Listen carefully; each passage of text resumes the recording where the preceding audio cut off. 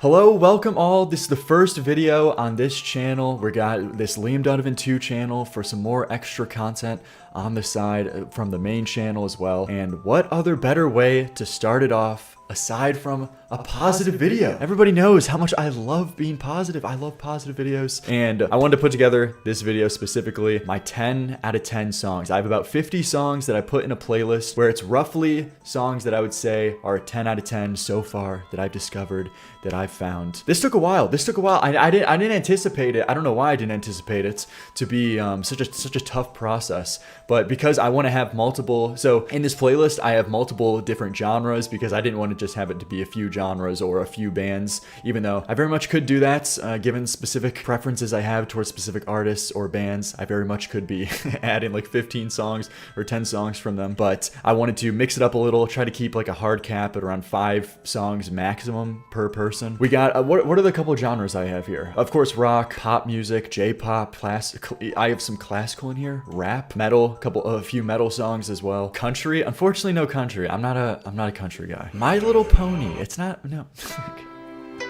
First and foremost, a lot of people kind of ask me or say, why should I care about this guy's opinion? Why should I listen to this guy talk about music? What's specific about this guy where I should value his opinion? You shouldn't. You shouldn't. It's just the same thing as any kind of guy sharing their opinion, doing it publicly, doing it on a live stream setting, because I think once you get down the extra pretentious and like elitist class of music taste, it wraps back around to people not listening to you as well, because kind of no one wants to hear that coming. No one wants to hear a very obnoxious person explain their taste or whatever and do a fine rule of like what is good music or what is bad music. So I think that's the best way an engagement is just keeping it very subjective, keeping it like very personal. I thought you were a professional music critic. No, no. Here we go. So this is the playlist of roughly some rough 10 out of 10s. Are you nervous? Yeah, I am. I'm feeling the weight of the world on my shoulders right now. Okay. Are these in order? No. This is not ordered at all. Of course, Elliott Smith is first. I do have to do it. I do have to admit my bias is out the gate though. Elliott Smith, of course. Everyone was expecting, everyone who's familiar with this channel. Love Elliott Smith, top artist of all time, biggest inspiration to me. Son of Sam, you guys heard me talk about it many times. The autistic kid in class doing a presentation. Are you okay, man? What the fuck? Son of Sam said all the shining light. Yeah, just the vocals, the harmonies coming in. I love it. There's something just so special about Elliott Smith's voice that I'm addicted to. Unlike no other, this whispery, just calm tone. And the melodies in the song, the riff, the perfect combination, the bridge with the piano as well, comes together so great, the tones. Okay, maybe the hate is a little forced. Those harmonies are tickling me. You see it.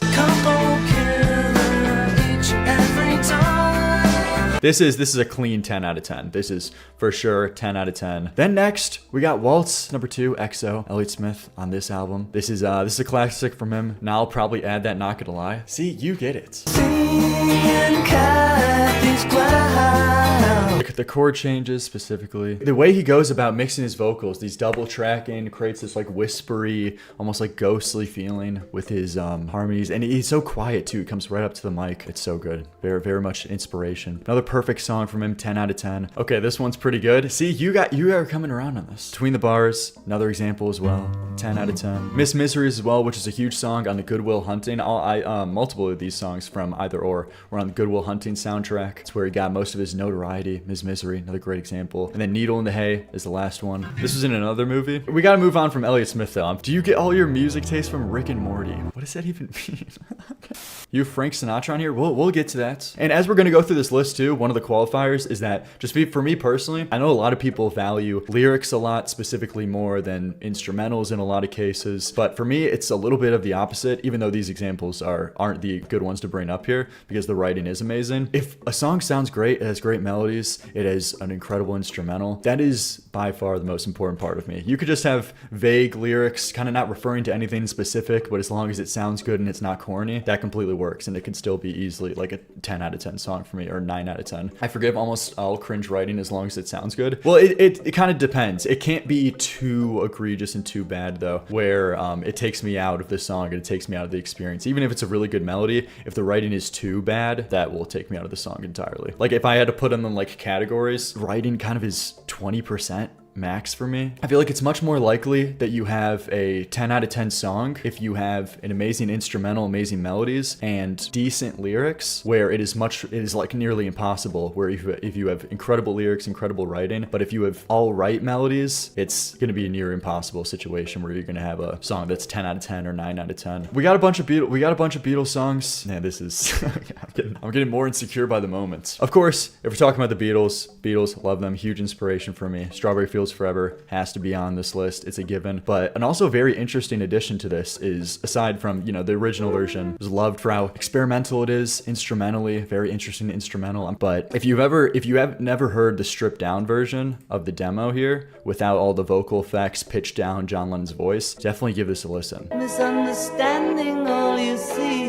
I actually prefer this version much more than the original right now. That is, you can't, you know, tune in, but it's alright. You Never Give Me Your Money specifically, I wanted to mention and put in here. This intro part is so incredible. Like, you know, Paul McCartney's tone in here in this piano line, one of my favorite parts from any kind of Beatles song. You only give me your funny paper. And when the harmonies come in here, the vocal layers, it's just so 1970s this recorded too. So lush. Who's your favorite Beatle? Definitely Paul. These songs are so aged. That's okay, good bait. That's the exact opposite what you could say about any of this. None of these songs are aged. That's why they're so good. Then Because next, I have next here.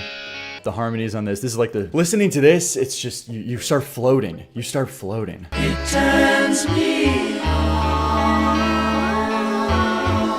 Give me a break. Give me a break. Amazing song though. Elliott Smith even did a cover of this one. Because A Day in the Life, don't even have to explain that one. That's just an obvious given. Yesterday, similar thing. It's just a perfectly made song. It's a perfectly made song. Of course, if you say Yesterday is like one of the first songs when you say you like the Beatles, people are gonna say, okay, basic. But it is just a perfect song. Here, There, and Everywhere as well is another cut that I don't see as mentioned as much as it should. The vocals and harmonies here are next level. With a wave of hand. So incredible. Okay, enough Beatles though. Eleanor Rigby, of course, has to be on here. Amazing writing on this song. And then Michelle was kind of last one. Okay, God Only Knows is the only Beach Boys song I have on here. Of course, highly acclaimed album. Pet Sounds. Don't really have to explain much there. I may not always love. Who the fuck listens to Beach Boys? You guys are like Playboy Cardi fans in my chat right now. What the fuck is this Christmas music? Okay, first of all, you've never heard this song before, and how could you ever say this? All right, though, moving on. Enough Beatles and Elliott Smith talk. Now getting into, I don't know, have you guys heard of this band before? Radiohead, of course, has to be on this list. Love Radiohead, incredible, amazing band. Tom York, greatest musicians of all time. Paranoid Android, one of their most intricate and interesting songs. All the way through, created a masterpiece. 6 minutes, 30 seconds. All of the different parts and acts of the song are so interesting. This has to be on here. Karma Police 2, even though this is a very more popular song, one of their more catchy melodies, it's just got to be on here too. It's perfect melody. It's catchy, but it also just works. No Surprises as well. It's got to be in here. Jigsaw Falling Into Place. Best song on In Rainbows. I'm not even really a huge In Rainbows guy. I do not get the hype as much as with other people. I'm much more the Benz and OK Computer side of Radiohead's discography. Specific one I did want to pick from the Benz is Street Spirit Fade Out. This is one I don't see talked about as much, but this is an incredible one for me. The vocals here in specific are such a standout. Only one of the greatest voices of all time. Net spend better than Radiohead, you think so? And then The Trickster, this is another one that doesn't get talked about nearly enough. I wanted to include this. I love this song. This was never put on any albums. This was just an EP, My Iron Lung EP. It's the most underrated song by Radiohead of all time. Such a cool melody, yes. And that weird, like, just garagey guitar tone in the background gives it this grit. Best Radiohead song, Fight Me. Thank you. So other people are finally coming on. They're seeing the lights. I wanted to pick one song from Queen. Originally, I had Bohemian Rhapsody on here, but then I just felt like a loser. This guy has Bohemian Rhapsody on his list. Like, get a load of this guy. Anonymous, thanks for the 10. Even though Bohemian Rhapsody easily could be on this list and relatively, like, should be. It's a very expected answer, so I want to go with something else that I think corny as fuck. But I want to go with a different song, which, of course, is very popular as well. But specifically, I feel like Killer Queen has this unique style that I personally love a lot more. She keeps them always But this intro, this just piano, and even the guitar riffs in here too. caviar, cigarettes. Unmatched vocals, by the way. So yeah, 100%. Benson Boone is just better. Okay, just You guys go into the vault to find these lines. I have to do a Nirvana song. I have to put Nirvana on this list. Nirvana 100% deserves to be on this list. Heart-Shaped Box, I think, is their magnum opus, whatever you want to call it. I think that this is the pinnacle. This is the best song Nirvana's ever created. I think by far. Writing-wise, vocals-wise, melody-wise, just what an incredible song. And then Breed, this is more of like a personal one for me. I love this song. Has an unmatched energy that you will never understand. I just looking up live performances of this too on YouTube and concerts. I couldn't imagine how cool that would be.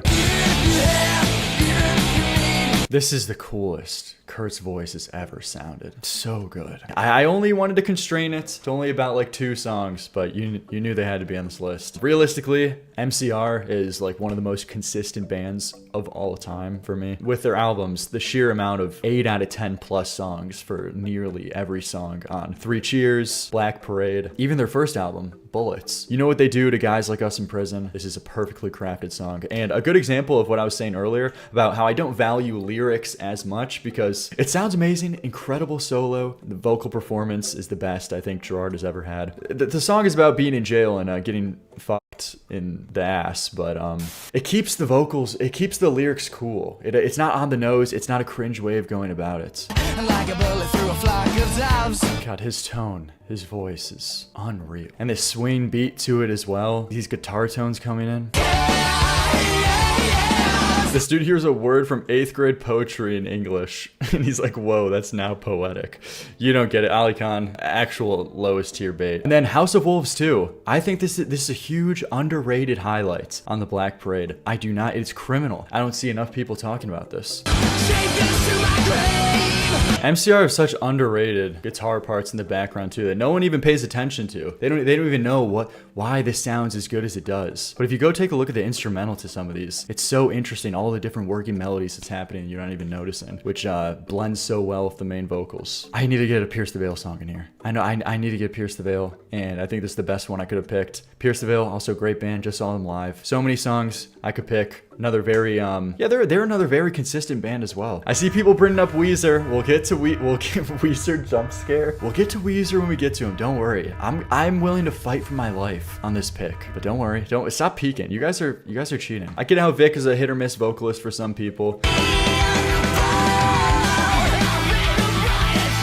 It's so incredible. Honestly, they could have wrote 3 separate different songs just based on the variety of riffs, different melodies they have in this song, but they just decided to keep it all in one. I wanted to put Green Day in here because I am a big Green Day guy. Dookie is an amazing record. It's an incredible record, so fun, so many great songs, very consistent record, as opposed to most of other Green Day's discography. These were the best days, and I think Welcome to Paradise has this fun, engaging atmosphere to it that is unmatched.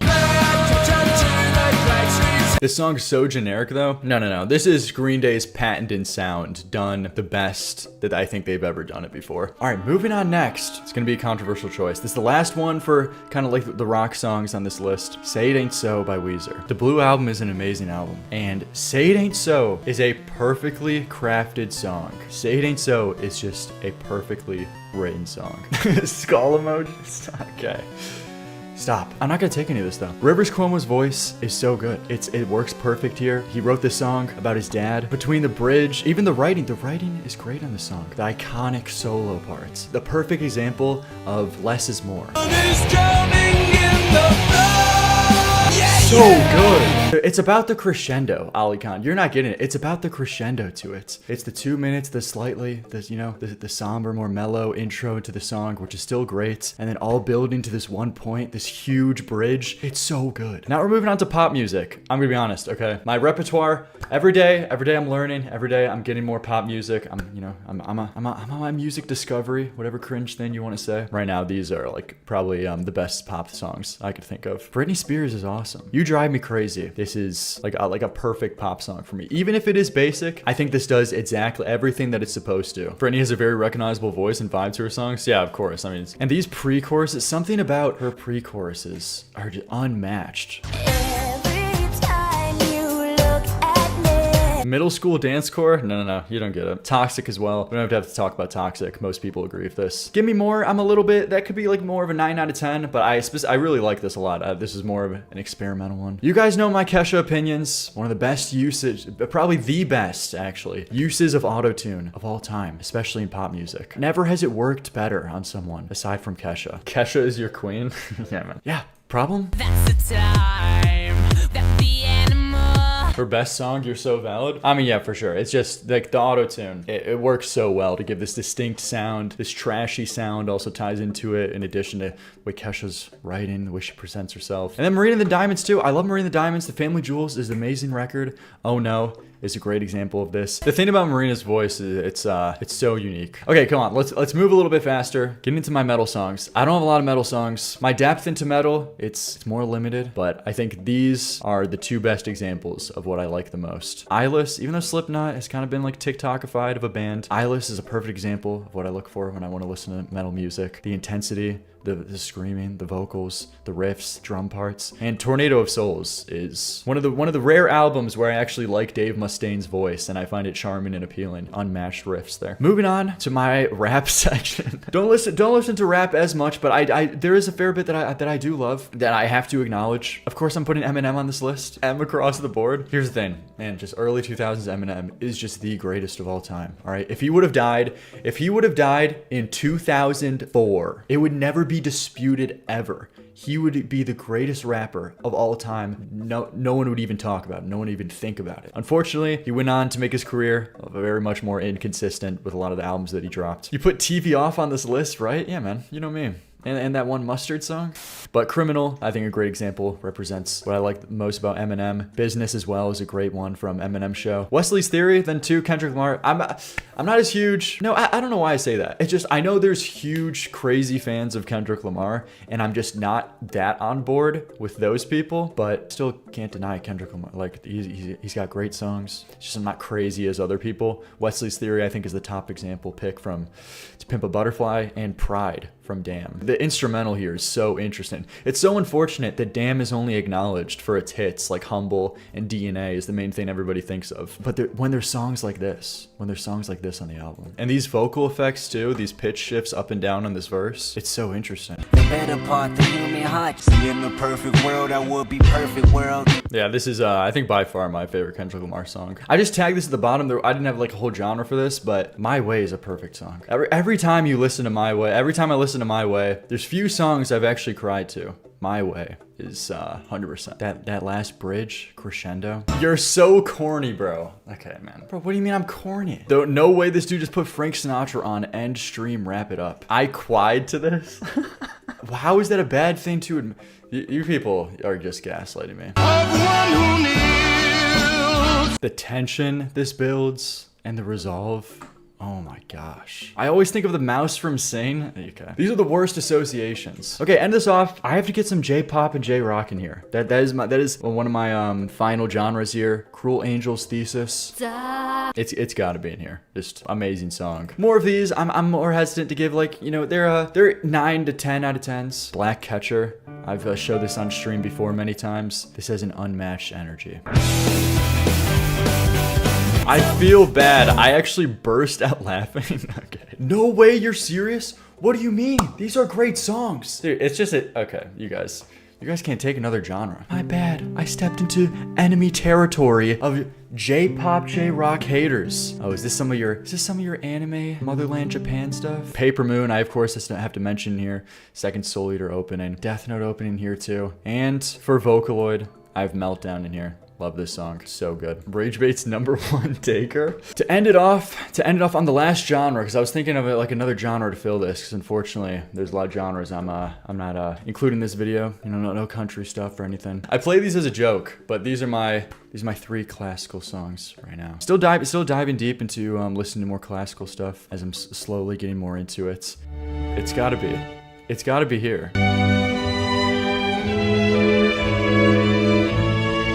Meditation moment. It is one of the greatest. And it's Chopin Nocturne 20. You've probably heard this one before as well. Ain't no one listening to this in private. You don't get it, man. Especially this one as well. Prelude. Bro has to listen to this after a long day of taking the rage bait. And that is the top 50. Oh my gosh. It was very difficult to make this list. 50 songs, very difficult, but that is just so far in my life what some top songs are, given a whole bunch of different genres that I like, that I appreciate a lot. And yeah, let me know if you liked this video, if you enjoyed, if you want to see more videos similar in vein to this on this channel. Be sure to subscribe. This is the second channel. And yeah, thank you very much, and I'll see you next time. Thanks so much for watching. Thank you all for the Patreon members who help out and support the channel, because all these videos get copyright claimed. They help out the channel a bunch. And yeah, like and sub. I'll see you all next time. And yeah, there you go.